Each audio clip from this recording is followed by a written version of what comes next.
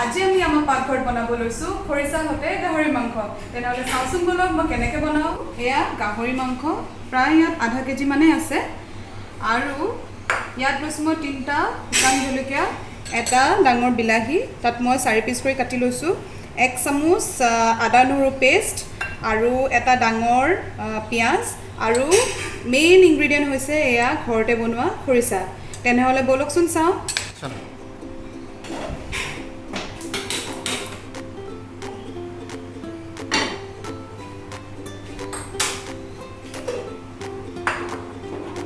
আজি সম্পূৰ্ণ বইল বনাম।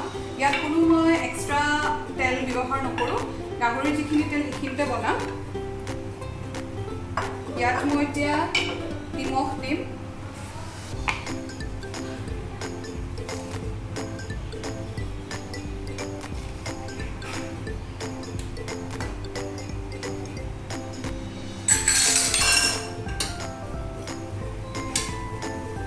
পিঁয়াজ দিম,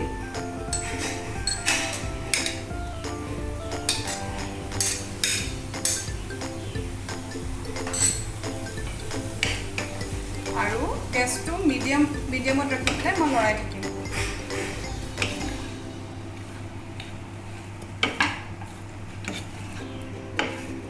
এয়া অলপ সময় এনেকৈ লৰাই থাকিম।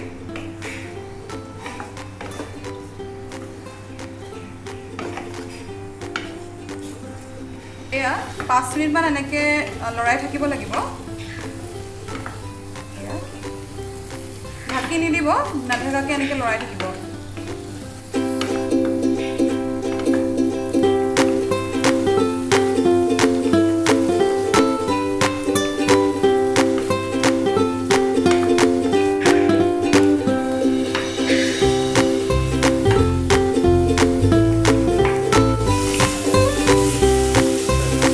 এয়া আমি প্ৰায় 5 মিনিট এনেকৈ লৰাই লৰাই ভাজিলোঁ। অকণমান গাহৰিখিনি ৰংটো অলপ সলনি হৈছে আছে।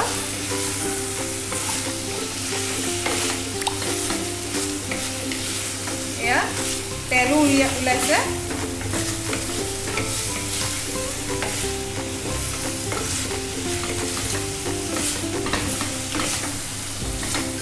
এতিয়া আমি ইয়াত গৰম পানী, গৰম কৰি থোৱা পানী মই এড কৰিম।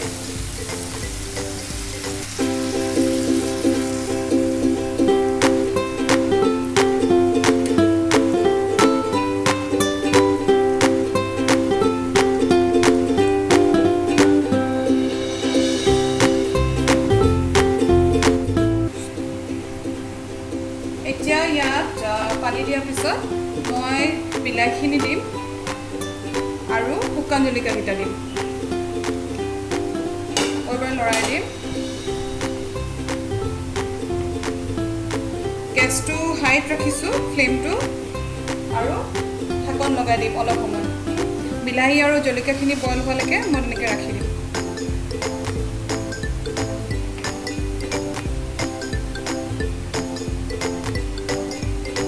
সময় মই এনেকৈ বইল হ'বলৈ দিম। বিলাহী আৰু জলকীয়াখিনি বইল হোৱালৈকে ঢাকন লগাই পেলাই ৰাখি দিম।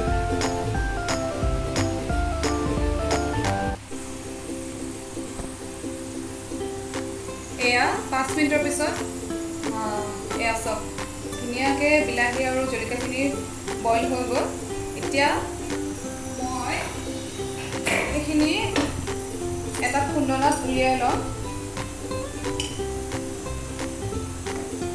খালি জলকীয়া আৰু পিঁয়াজখিনি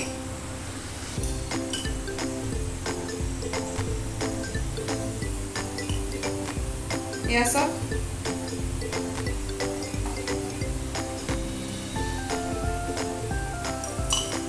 আকৌ পুনৰ মই ঢাকন লগাই দিম আৰু এইখিনি ধুনীয়াকৈ খুন্দি ল'ম।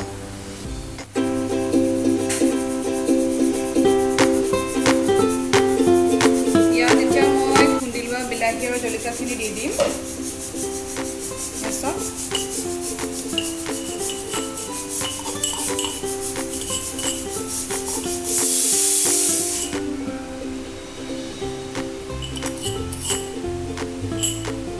আকৌ এবাৰ লৰাই দিম। আৰু লগতে এয়া আদা নহৰু পেষ্ট এইখিনিও ইয়াত এড কৰি দিম।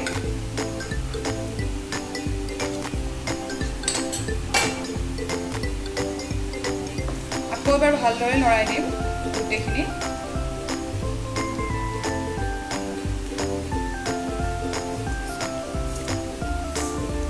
আকৌ অকণমান 2-3 মিনিট সময় বইল হ'ব দিম ঢাকন লগাই।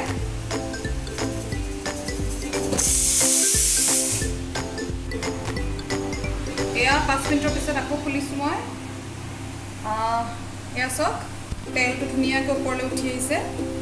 এতিয়া মই ইয়াত দিম আমাৰ মেইন ইনগ্ৰিডিয়েণ্ট, যিটো হৈছে এয়া খৰিচা। ডাঙৰ 2 চামুচ মই দিম।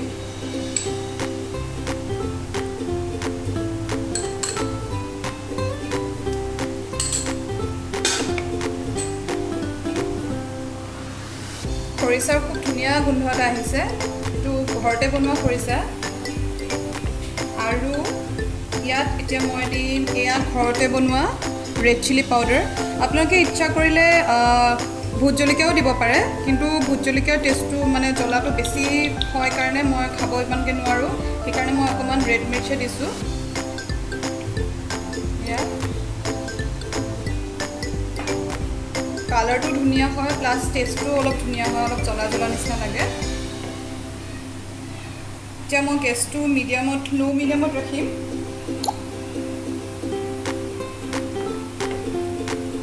আৰু নিমখটো মই আগতে দিছিলোঁ, যিহেতু মই আকৌ দিয়া নাই, আকৌ পিছত লাগিলে মই চাই পেলাই দিম। এতিয়া আকৌ এবাৰ ঢাকন লগাই দিছোঁ।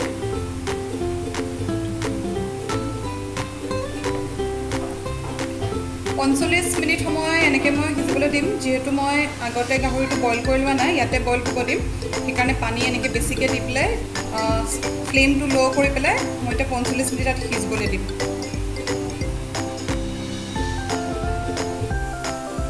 এয়া প্ৰায় 45 মিনিটৰ পিছত আকৌ চাইছোঁ মই। এয়া মাংস প্ৰায় সিজি গ'ল, কি ধুনীয়া হৈছে চব, ওপৰত গোটেই তেল উঠি আহিছে আৰু কালাৰটো বৰ ধুনীয়া হৈছে। এতিয়া আপোনালোকে যদি এনেকৈ জোল ৰাখিব বিচাৰে তেন্তে ইমানখিনিতে অফ কৰি দিব আৰু নমাই থ'ব। আৰু আমাক অকণমান আমি ড্ৰাইকৈ খাব বিচাৰোঁ, অকণমান শুকাব বিচাৰোঁ, সেইকাৰণে মই ফ্লেমটো হাই কৰি পেলাই আৰু অলপ সময় এনেকৈ থৈ দিম পানীটো শুকোৱালৈকে।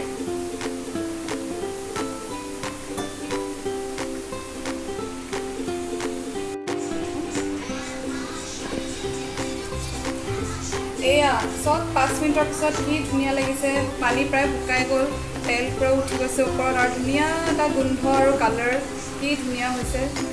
এয়া মই এতিয়া ফ্লেমটো গেছটো অফ কৰি দিম। এয়া আমাৰ গাহৰি খৰিচা সৈতে ৰেডি হৈ গ'ল। এয়া আমাৰ গাহৰি মাংস খৰিচা সৈতে পূৰা খাবলৈ ৰেডি হৈ গ'ল। চব কি ধুনীয়া লাগিছে দেখিবলৈ। আজিলৈ আহোঁ এনেকুৱা ডে টু ডে ৰেচিপিজৰ কাৰণে। আৰু আমাৰ ভিডিঅ'টো যদি আজি ভাল লাগিলে তেন্তে আমাৰ চেনেলটো লাইক, শ্বেয়াৰ আৰু ছাবস্ক্ৰাইব কৰিব। Till then take care, bye বাই।